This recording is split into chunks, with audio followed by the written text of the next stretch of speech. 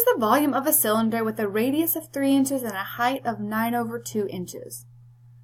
All right, so again, your EOC is going to have, if you're taking it online, it's going to have an icon for the formula sheet. If you're taking it paper and pencil, they will hand you the formula sheet. But make sure you use advantage of that. Make sure you use that formula sheet on every question. Even if it doesn't have a formula, it's worth looking on every single question. Okay, so I pulled this formula from the formula sheet, and now I'm just going to plug in.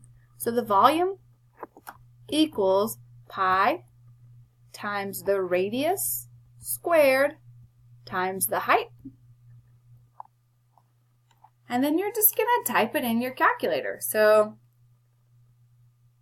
3 squared times 9/2 gives me 81/2. And I did not type pi in because I noticed that all of my answers had a pi. So I just typed this part in the calculator, and it said that it was 81/2. And so then I'm going to plop that pi back down onto my answer. So the volume would be 81/2 pi.